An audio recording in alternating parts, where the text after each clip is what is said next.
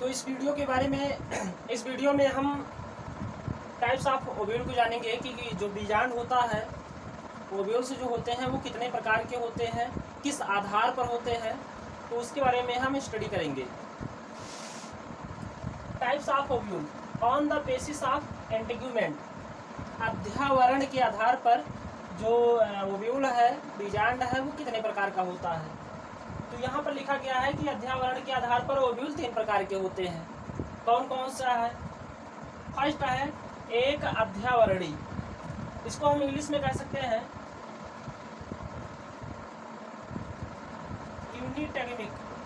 यूनिटेगमिक, uni मतलब एक, टेगमिक का मतलब है इंटीग्यूमेंट, यानी कि ऐसा ओव्यूल जिसके चारों ओर इंटीग्यूमेंट जो है अध्यावरण जो है वो केवल एक पाया जाए, तो उसको कहते हैं एक अध्यावरणी। एग्जाम्पल है सूरजमुखी और गेंदा, यानी सूरजमुखी और गेंदे के पौधे में इस प्रकार का ओव्यूल पाया जाता है। दूसरा है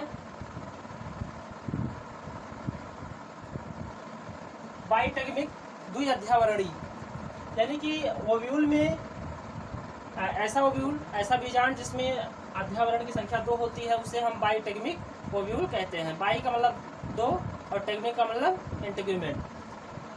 ये किस में पाया जाता है? अधिकतर पुष्पीय पादप, यानी अधिकतर जो फ्लावरिंग प्लांट होते हैं उनके अंदर जो ओव्यूल होता है वो किस टाइप का होता है? बाइटेगमिक। तीसरा है अध्यावरणी, अध्यावरणी,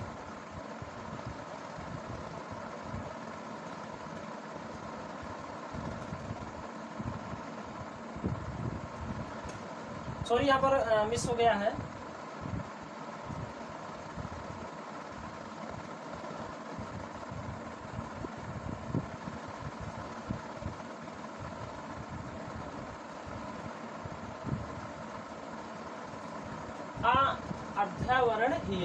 अध्यावरणहीन, यानी कि ऐसा बीजांड जिसमें अध्यावरण नहीं होता है उसको हम अध्यावरणहीन कहते हैं, या इसको कहते हैं एटेगमिक। ए का मतलब एब्सेंट, टेगमिक का मतलब एंटीग्यूमेंट, यानी कि ओव्यूल के अंदर जब एंटीग्यूमेंट नहीं पाया जाता है तो उसे हम एटेगमिक ओव्यूल कहते हैं या अध्यावरणहीन ओव्यूल कहा जाता है।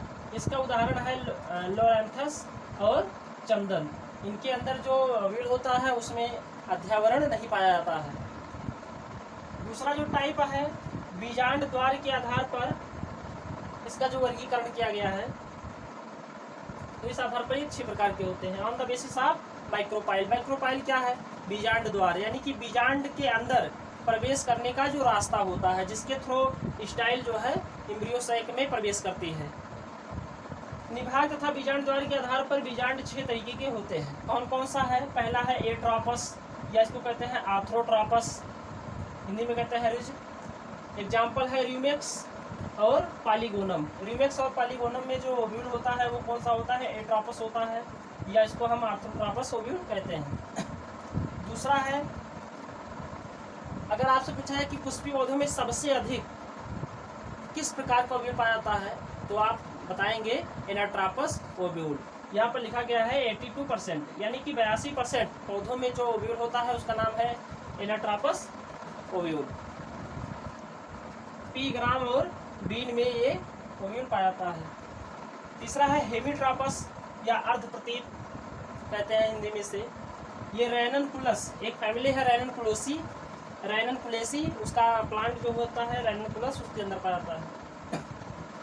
चौथा है कंपाइलोट्रोपस, वक्राकार, यानी एक कर्व होते हैं वक्र, ये लेग्यूमिनेसी और क्रूसिफेरी फैमिली में पाया जाता है।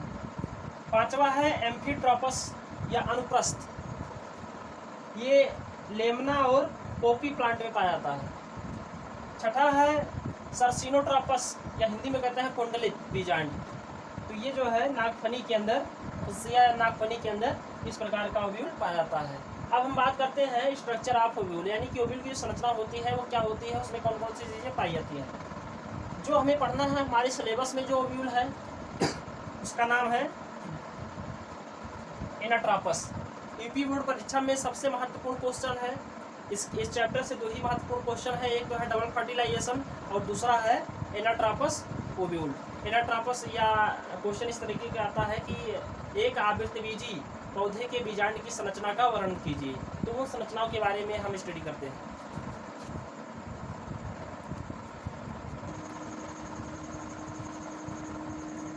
स्टूडेंट, इस फिगर के जरिए हम एपीबोट के सबसे महत्वपूर्ण क्वेश्चन को समझेंगे कि एक एनाट्रापस ओव्यूल की संरचना क्या होती है, या एंजियोस्पर्मिक प्लांट में जो एनाट्रापस ओव्यूल होता है वो किस प्रकार का होता है, कौन कौन सी संरचनाएं पाई जाती हैं।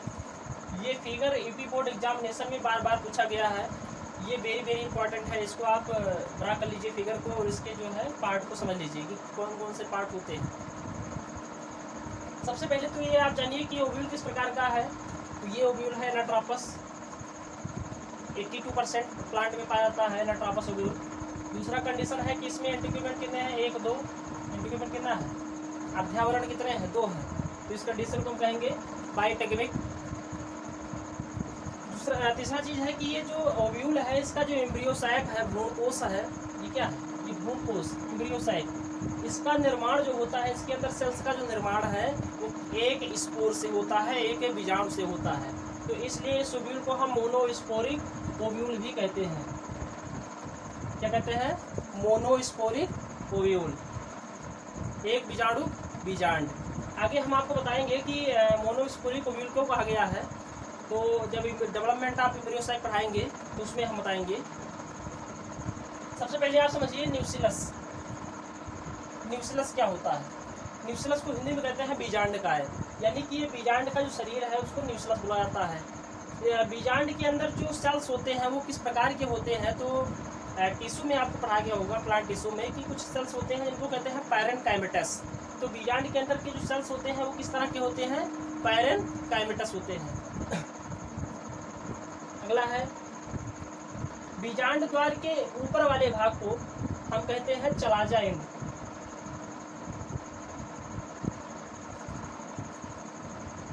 क्या कहते हैं, चलाजा एंड कहते हैं।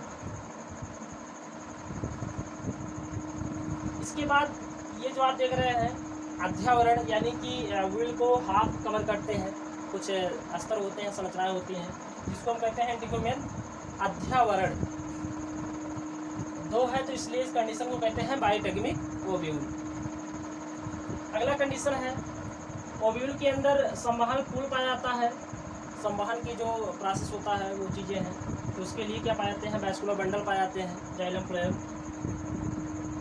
ये जो बीजांड है वो ओवरी के अंदर प्लेसेंटा से जुड़ा होता है, अगले वीडियो में हमने आपको बताया। तो वो जो संरचना है जिसके द्वारा ये प्लेसेंटा से जुड़ा है उसको हम कहते हैं बीजांड वृत्त या फ्यूनिकिल, या इसको कहते हैं फ्यूनिकुलस। ठीक, फ्यूनिकिल और एंटीक्यूमेंट के बीच में कुछ गैपिंग होती है जिसको हम कहते हैं हाइलम, हिंदी में कहते हैं नाभिका। अब हम बात करते हैं, यहाँ पर कुछ खाली स्थान है, कैविटी है, रिक्त स्थान है जहाँ से स्टाइल इसके अंदर प्रवेश करेगी। तो इस कंडीशन को कहते हैं माइक्रोपाइल, बीजांड द्वार। ये हो गया। अब ये जो आप ये स्ट्रक्चर देख रहे हैं, बैग लाइक स्ट्रक्चर है इसके अंदर, इस पूरी संरचना को हम कहते हैं एम्ब्रियो सैक। एम्ब्रियो सैक, भ्रूण कोश, यानी कि ये वह स्थान है जहाँ पर एम्ब्रियो का फॉर्मेशन होता है, भ्रूण का निर्माण होता है, तो उसको हम कहते हैं एम्ब्रियो सैक। इसके अंदर जो कोशिकाएं हैं वो कितनी होती हैं, 7 होती हैं, लेकिन केंद्रक कितना होता है, 8 होता है। कैसे, ये 3 कोशिकाएं हो गई, 3 कोशिकाएं ये हो गई, इसको एक ही कोशिका माना जाता है, तो 3 और 3 6 और 1 7, तो सेल कितना हुआ, 7। केंद्र कितने हैं, 8 हैं, 1 2 3 4 5 6 7 8, न्यूक्लियस 8। तो इसलिए इस प्रकार के ओव्यूल हम कहते हैं 7 सेल 8 न्यूक्लिएट ओव्यूल। क्या कहते हैं, 7 सेल 8 न्यूक्लिएट ओव्यूल, क्योंकि इस प्रकार के ओव्यूल के एम्ब्रियो सैक में जो कोशिकाएं होती हैं वो 7 होती हैं, लेकिन केंद्र कितना होता है, 8 होता है।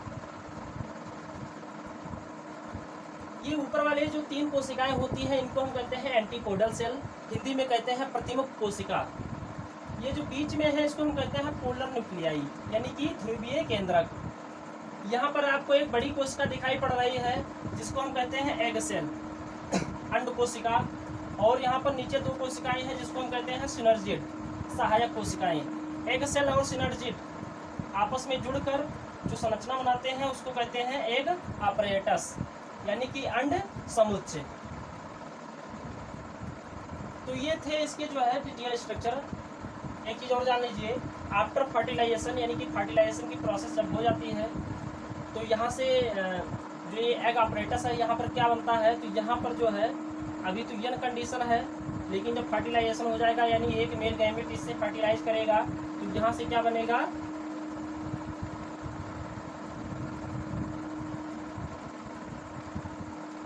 जाइगोट बन जाएगा 2n कंडीशन, और ये जाइगोट डिवाइड करेगा, विभाजन होगा और क्या बनेगा, एम्ब्रियो का निर्माण होगा, भ्रूण का निर्माण होगा। और यहाँ पर क्या होता है, यहाँ पर दूसरा जो मेल गैमेट है वो फर्टिलाइज करता है पोलर न्यूक्लियाई से, तो पोलर न्यूक्लियाई से फर्टिलाइज करेगा। यहाँ पर पहले से 2 केंद्रक हैं यानी L प्लस N है, एक मेल गैमेट का मिल जाएगा तो प्लस N हो जाएगा, तो यानी कि 3N। यहाँ से क्या फॉर्मेशन होता है,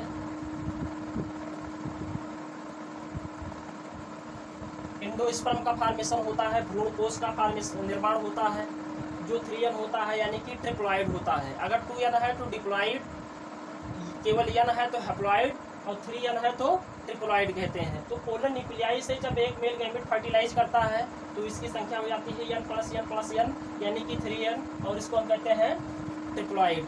और क्या बनता है, एंडोस्पर्म बनता है, भ्रूण कोश बनता है। नाम से स्पष्ट है कि भ्रूण कोश क्या होता है, भ्रूण का पोषण करने वाला ही क्या है, भ्रूण कोश है।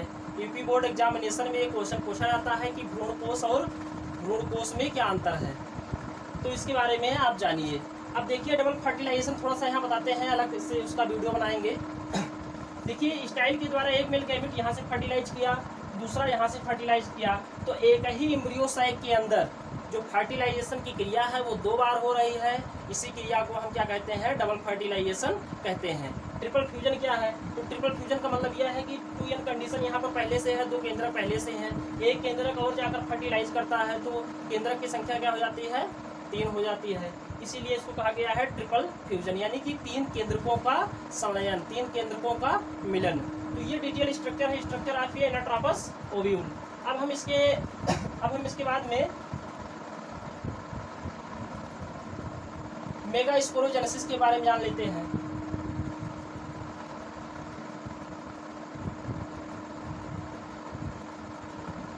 मेगा स्पोरोजेनेसिस क्या होता है, मेगा स्पोरोजेनेसिस का मतलब है मेगा स्पोर का फॉर्मेशन।